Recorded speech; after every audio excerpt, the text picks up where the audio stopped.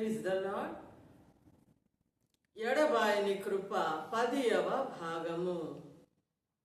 ఇర్మియా గ్రంథం 31వ అధ్యాయం 3 నుండి 9 వచనములు. ప్రస్తుత ఎపిసోడ్లో 6వ వచనము. ఎఫ్రాయిము పర్వతముల మీద కావలివారు కేకవేసి, సియోనునకు మన దేవుడైన యెహోవా యొద్దకు పోవుదము రండని చెప్పు దినము నిర్ణయమాయెను. సో ఈ లేఖన భాగమును మనం పరిశీలించినప్పుడు మానవుని యొక్క జీవితంలో విలువైన అవసరమైన ఘటనలన్నీ కూడా దేవుడు నిర్ణయించిన ప్రకారం జరుగునని గుర్తించున్నాము. సో ఈ లేఖనములో మందిరము సియోనులో ఉండుటను బట్టి, యెరూషలేము అనబడిన సియోనులో దేవుని ఆలయము ఉండుటను బట్టి దేవుని మందిరమునకు వారు వెళ్ళవలసిన వారిగా అట్టి శాసనము వారికి కలిగి ఉన్నట్లుగా మనము గుర్తించున్నాము. సో ప్రభు చేయవలసిన, మానవుని నిమిత్తమై ప్రభు చేయవలసిన అన్ని కార్యక్రమములు, అన్ని అవసరతలు తాను చేసి సమాప్తి చేసిన దాన్ని బట్టి ఇప్పుడు మనము దేవుని యొద్దకు, ఆయన మందిరమునకు వెళ్ళుట ద్వారా వాటినన్నిటినీ మనము స్వతంత్రించుకొనగలమని గుర్తించున్నాము. దేవుడు మన యొద్దకు వచ్చుట అనున్నది అది సమాప్తమైనది. ప్రస్తుతము మనము దేవుని మందిరమునకు, మనము దేవుని యొద్దకు వెళ్ళవలసిన వారముగా హెచ్చరింపబడుచున్నాము. అది ఒక శాసనముగా ఇశ్రాయేలీలకు ఇవ్వబడినట్లు గుర్తించుచున్నాము. ఇదే భావనను దావీదు మహారాజు గారు కీర్తనల గ్రంథం 122వ అధ్యాయములో తన భావనలను వ్యక్తపరచు, యెహోవా మందిరమునకు వెళ్ళుదమని జనులు నాతో అనినప్పుడు నేను సంతోషించితిని. యెరూషలేమా, మా పాదములు నీ గుమ్మములలో నిలుచున్నవి. యెరూషలేమా, బాగుగా కట్టబడిన పట్టణము వలె నీవు కట్టబడి ఉన్నావు. ఇశ్రాయేలీలకు నియమింపబడిన శాసనమును బట్టి యెహోవా నామమునకు కృతజ్ఞతా స్తుతులు చెల్లించుటకై వారి గోత్రములు, యెహోవా గోత్రములు అక్కడికి ఎక్కి వెళ్ళును. అచ్చట న్యాయము తీర్చుటకై సింహాసనములు, దావీదు వంశీల సింహాసనములు స్థాపింపబడి ఉన్నవి. యెరూషలేమా, నిన్ను ప్రేమించువారు వర్ధిల్లుదురు. నీ ప్రాకారములలో నెమ్మది కలుగునుగాక, నీ నగరులలో క్షేమముండునుగాక. నా సహోదరుల నిమిత్తమును, నా సహవాసుల నిమిత్తమును నీకు క్షేమము కలుగునుగాక అని నేనందును. మన దేవుడైన యెహోవా మందిరము నిమిత్తము నీకు మేలు చేయ ప్రయత్నించేదను. సో ఈ అధ్యాయమును మనం పరిశీలించినప్పుడు మానవుని యొక్క భూ సంబంధమైన జీవితంలో తనకు కావలసినటువంటి అన్ని అవసరతలు ఇక్కడ ప్రస్తావించబడుచున్నట్లు, కొన్ని మనము అనుకొనని రీతిగా మనము చేయవలసిన, మనము ఆలోచించిన ప్రకారము కాదు కానీ ప్రభు శాసించిన ప్రకారము తన మార్గములో మనము పయనించినప్పుడు, ఆ విధమైన ప్రవర్తన మనము కలిగి ఉన్నప్పుడు ప్రభువు నుండి వచ్చు సకల ఆశీర్వాదములు మనము సమకూర్చుకొనగలమని గ్రహించున్నాము. మొట్టమొదటిగా యెరూషలేము అని పిలువబడినటువంటి సియోనులో దేవుని ఆలయము ఉండుటను బట్టి తిరుగుబాటు చేసినటువంటి, తిరుగుబాటు స్వభావం కలిగినటువంటి ఎఫ్రాయిమీలకు కావలి వారి ఇచ్చిచున్నటువంటి హెచ్చరిక, దేవుని ఆలయమునకు మనము వెళ్ళు దినము నిర్ణయమైనట్లుగా గమనించుచున్నాము. సో ఈ ఆలయములో న్యాయము తీర్చుటకై సింహాసనములు, దావీదు వంశీయుల సింహాసనములు స్థాపింపబడినట్లును, అనగా మానవునికి తన జీవితంలో కావలసినటువంటి న్యాయము సమకూర్చుకొనవలయునని నా దేవుని యొద్దకు వెళ్ళవలసిన వారిగా శాసింపబడుచున్నారు. మరియు యెరూషలేమా, నిన్ను ప్రేమించువారు వర్ధిల్లుదురు. సో ఇక్కడ ప్రాస్పర్ ప్రాస్పరిటీ గాస్పెల్ అనగా యెరూషలేమును మనము ప్రేమించినప్పుడు, ఆ మందిర సంబంధమైనటువంటి పరిచర్య సమృద్ధి విషయమై మనము శ్రద్ధ కలిగి ఉన్నప్పుడు ఆటోమేటిక్గా మన జీవితంలో మనకు కావలసినటువంటి ఇహలోక సంబంధమైన మరియు పర సంబంధమైన అన్ని అవసరతలు, అన్ని ఆశీర్వాదములు ప్రభువు నుండి పొందుకొనగలమని మరి తెలియపరచబడుచున్నాము. అనగా యెరూషలేము యొక్క క్షేమము కొరకు ప్రార్థన చేయుడి. సో యెరూషలేమును గురించి మనము ప్రార్థించినప్పుడు, తన యొక్క క్షేమమును గురించి మనము శ్రద్ధ కలిగి దేవుని సన్నిధిలో వేడుకొనినప్పుడు మన యొక్క క్షేమము మరి దానిలోనే ఇమిడి ఉన్నట్లుగా గుర్తించున్నాము. మరియు యెరూషలేమా, నిన్ను ప్రేమించువారు వర్ధిల్లుదురు, నీ ప్రాకారములలో నెమ్మది కలుగునుగాక, నీ నగరులలో క్షేమముండునుగాక. సో తన ప్రాకారములో నెమ్మది, తన నగరుల్లో క్షేమము అని మనము పలికినప్పుడు, ప్రకటించినప్పుడు మన ప్రాకారముల్లో అనగా మన కుటుంబము, మన ప్రియులు, మన దైనందిన జీవితంలో మనము క్షేమము కలిగి ఉందుమని మరియు మనము ఆశీర్వాదములు పొందుకొనగలమని గుర్తించున్నాము. మరియు మందిర సమృద్ధిని గురించి, ఆ పరిచర్యను గురించి మనము శ్రద్ధ కలిగి ఉన్నప్పుడు మన మరి జీవితంలో, నిత్య జీవితంలో మనకు కావలసినటువంటి సమృద్ధి ప్రభువు నుండి పొందుకొనగలమని గ్రహించుచున్నాము. అందు నిమిత్తమే యెరూషలేము క్షేమము నది వలెను, తన నీతి సముద్ర తరంగముల వలెను ఉండునుగాక అని పలుకవలసిన వారముగా హెచ్చరింపబడుచున్నాము.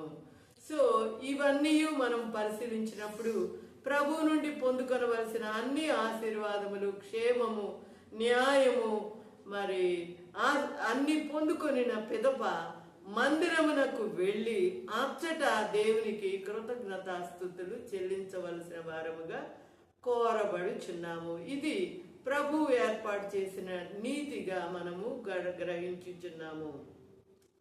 సో ఇదే భావనను క్రొత్త నిబంధనలో కూడా ప్రభువు వారు తెలియపరచు మత్తయి శుభవార్త 6వ అధ్యాయం 33వ వచనములో, కాబట్టి మీరు ఆయన రాజ్యమును నీతిని మొదట వెదుకుడి, అప్పుడు అవన్నీ మీకు అనుగ్రహింపబడును.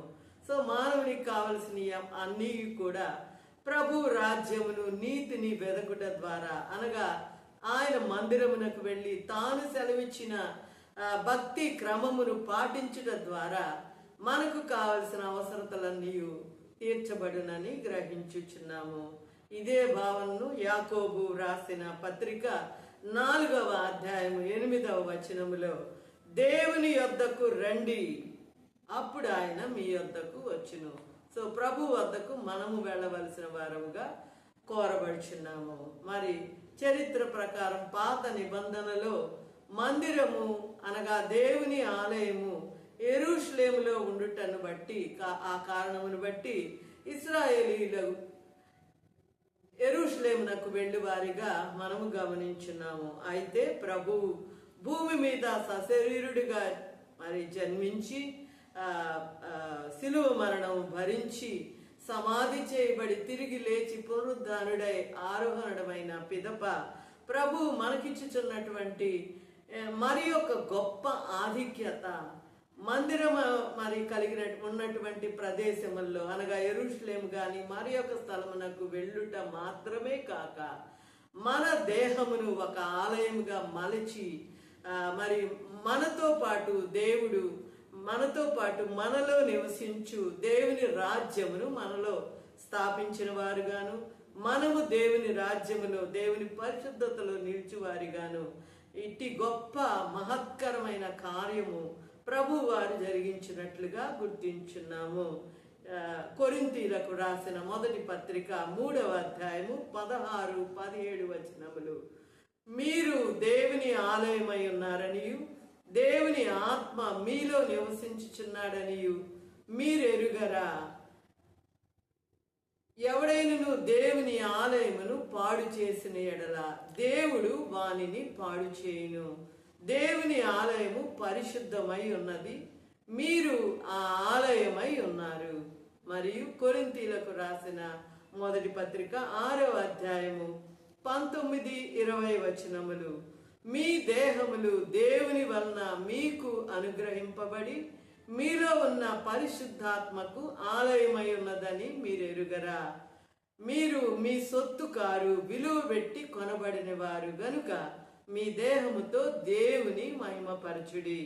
సో ఇదే మరి భావనను ప్రభు తన స్వంత మాటల్లో వ్యక్తపరచు మత్తయి శుభవార్త 6వ అధ్యాయము 25-34 వచనములు పరిశీలించినప్పుడు, అందువలన నేను మీతో చెప్పునదేమనగా, ఏమి తిందుమో ఏమి త్రాగుదుమో అని మీ ప్రాణమును గూర్చి ఎన్ను, ఏమి ధరించుకొందుమో అని మీ దేహమును గూర్చి ఎన్ను చింతింపకుడి.